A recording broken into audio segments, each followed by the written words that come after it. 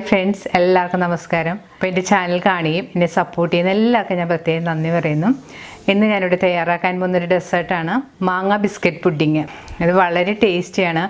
മാങ്ങയും ബിസ്ക്കറ്റും whipping cream വെച്ചിട്ടാണ് ഞാൻ ചെയ്യുന്നത്.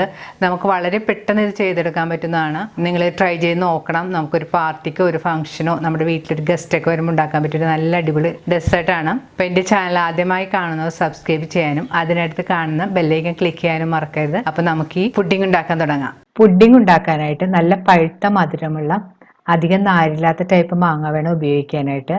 ഞാനിവിടെ 2 മീഡിയം സൈസിലുള്ള മാങ്ങ എടുത്തിട്ടുണ്ട്. ഇനി അതിൻ്റെ തൊലിയെല്ലാം ഒന്ന് കളഞ്ഞെടുക്കണം.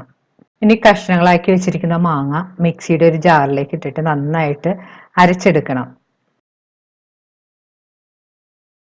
ഇപ്പോൾ മാങ്ങ ഇതുപോലെ നന്നായിട്ട് അടിച്ചെടുത്തിട്ടുണ്ട്. ഇതിൽ നിന്ന് 1 കപ്പ് മാങ്ങ പൾപ്പ് എടുത്തിട്ട് നമുക്കൊരു ബൗളിലേക്ക് ഇട്ട് കൊടുക്കാം.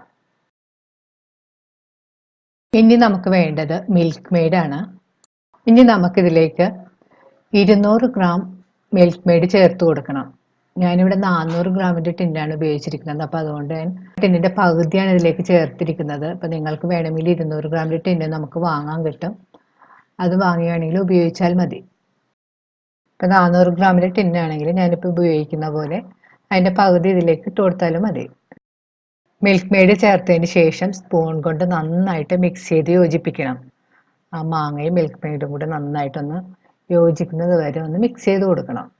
ഇനി നമുക്ക് വേണ്ടത് വിപ്പിംഗ് ക്രീമാണ്. ഇത് ഫ്രിഡ്ജിൽ വെച്ച് നല്ല തണുപ്പിച്ച വിപ്പിംഗ് ക്രീമാണ്. ഇത് ഞാൻ 1 കപ്പാണ് എടുത്തിരിക്കുന്നത്. വിപ്പിംഗ് ക്രീം നമുക്ക് സൂപ്പർ മാർക്കറ്റിൽ ലുലുവിലൊക്കെ വാങ്ങാൻ കിട്ടും. ഞാനിത് ലുലുന്ന് വാങ്ങിയതാണ്. വിപ്പിംഗ് ക്രീം ഇട്ട് അടിച്ചെടുക്കാനുള്ള ബൗളും ബ്ലെൻഡറിൻ്റെ അടിക്കുന്ന ബാവുമാണിത്. ഞാനിത് ഫ്രിഡ്ജിൽ വെച്ച് നല്ലപോലെ തണുപ്പിച്ചെടുത്തതാണ്. ഇങ്ങനെ അടിക്കുന്ന പാത്രവും വിപ്പിംഗ് ക്രീമൊക്കെ തണുത്തിരുന്നിട്ടുണ്ടെങ്കിൽ നമുക്ക് വിപ്പിംഗ് ക്രീം പെട്ടെന്ന് നല്ല സ്റ്റിഫായിട്ട് അടിച്ചെടുക്കാൻ പറ്റും. ഇനി ബൗളിലേക്ക് നമുക്ക് 1 കപ്പ് വിപ്പിംഗ് ക്രീം ഇട്ട് കൊടുക്കാം. ഇനി നമുക്ക് ഈ വിപ്പിംഗ് ക്രീം ഒന്ന് നന്നായിട്ട് അടിച്ചെടുക്കണം. ആദ്യം ഒരു ലോ സ്പീഡിൽ വെച്ചിട്ട് ഒരു 2 മിനിറ്റ് നമുക്ക് നന്നായിട്ട് അടിച്ചെടുക്കാം.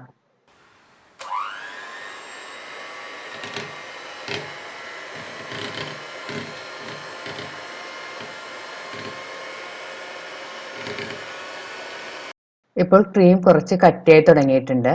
ഇനി കുറച്ച് സ്പീഡ് കൂട്ടി ഒരു 3-4 മിനിറ്റ് കൂടി നന്നായിട്ട് അടിച്ചെടുക്കാം.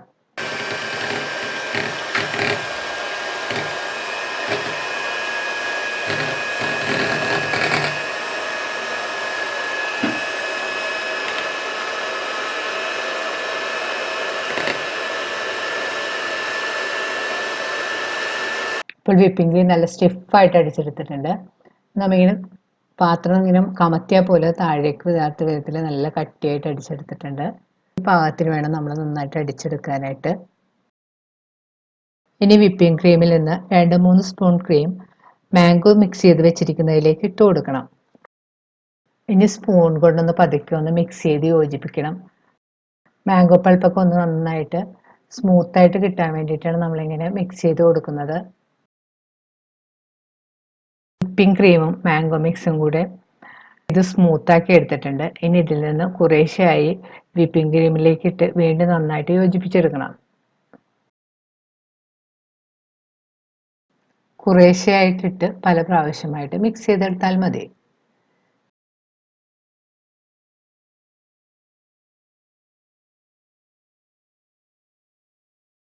ഇനി മിക്സ് ചെയ്ത് വെച്ചിരിക്കുന്നതിലേക്ക് നമുക്ക് കുറച്ച് വാനില എസൻസും കൂടി ചേർത്ത് കൊടുക്കാം. അതിനുശേഷം പതുക്കെ ഒന്ന് വീണ്ടും മിക്സ് ചെയ്ത് കൊടുക്കാം. ഈ പുഡിംഗ് എങ്ങനെയാണ് സെറ്റ് ചെയ്യുന്നത് ഞാൻ കാണിച്ചു തരാം. ഞാനിവിടെ ഇതുപോലുള്ള ഒരു ബേക്കിംഗ് ഡിഷാണ് എടുത്തിരിക്കുന്നത്. നിങ്ങൾക്ക് നിങ്ങളുടെ കയ്യിലുള്ള ഏതെങ്കിലും ഇതുപോലുള്ള പരന്ന പാത്രം ഇതിനു വേണ്ടിയിട്ട് ഉപയോഗിക്കാം. ഇതിലേക്ക് നമുക്ക് ആദ്യം ബിസ്ക്കറ്റ് നിരത്തി വെച്ച് കൊടുക്കണം. ഞാനിവിടെ ഉപയോഗിച്ചിരിക്കുന്നത് മാരി ബിസ്ക്കറ്റാണ്. നിങ്ങൾക്ക് ഇഷ്ടമുള്ള ഏത് ബിസ്ക്കറ്റ് വേണമെങ്കിലും ഉപയോഗിക്കാം. എനിക്കധികം മധുരം ഇഷ്ടമില്ലാത്തതുകൊണ്ടാണ് ഞാൻ ഈ ബിസ്ക്കറ്റ് ഉപയോഗിച്ചിരിക്കുന്നത്. കുറച്ച് മധുരമുള്ള ബിസ്ക്കറ്റ് ഉപയോഗിക്കുന്നതാണ് പുഡിംഗ് ഉണ്ടാക്കുമ്പോഴത്തേക്കും എപ്പോഴും ടേസ്റ്റ്. ഇനി ഇതിൻ്റെ പുറത്തേക്ക് നമുക്ക് റെഡിയാക്കി വെച്ചിരിക്കുന്ന മാംഗോ ക്രീം മിക്സ് ഇട്ട് കൊടുക്കാം.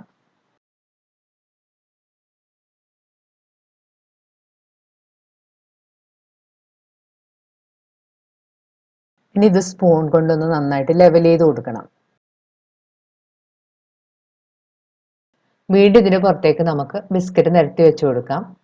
അതിൻ്റെ മുകളിലേക്ക് വീണ്ടും നമുക്ക് ക്രീം ഇട്ട് കൊടുത്ത് ലെവൽ ചെയ്ത് കൊടുക്കണം.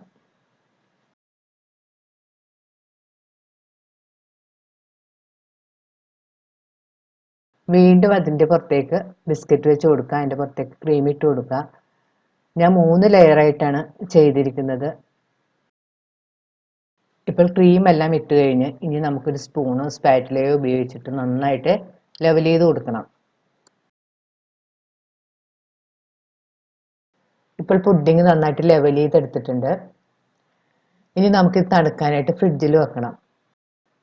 ഫ്രീസറിൽ തന്നെ വെക്കണം, ഒരു 5 മണിക്കൂർ വെക്കണം. അപ്പം നന്നായിട്ട് സെറ്റായിട്ട് കിട്ടുള്ളൂ. താഴെയൊക്കെ വെച്ചിട്ടുണ്ടെങ്കിൽ അത്ര സെറ്റായി വരില്ല. ഇപ്പോൾ നമ്മുടെ പുഡിങ് സെറ്റായിട്ട് വന്നിട്ടുണ്ട്. ഞാനൊരു 5 മണിക്കൂർ ഫ്രീസറിൽ വെച്ചിട്ടാണ് പുറത്തെടുത്തത്. ഇനി പുഡിങ് നമുക്കൊന്ന് ഗാർണിഷ് ചെയ്യാം. നമുക്ക് വിപ്പിംഗ് ക്രീമൊക്കെ വെച്ച് വേണമെങ്കിൽ ഗാർണിഷ് ചെയ്യാം. ഞാനിവിടെ മാങ്ങ തന്നെ അരിഞ്ഞിട്ട് ഒരു ചെറിയ ഫ്ലവർ ഉണ്ടാക്കി എൻ്റെ മുന്നിൽ വെച്ചിട്ടുണ്ട്. കുറച്ച് മിൻറ്റ് ലീവ്സും ചെറിയും കൂടെ വെച്ച് ഞാൻ ഗാർണിഷ് ചെയ്തിട്ടുണ്ട്.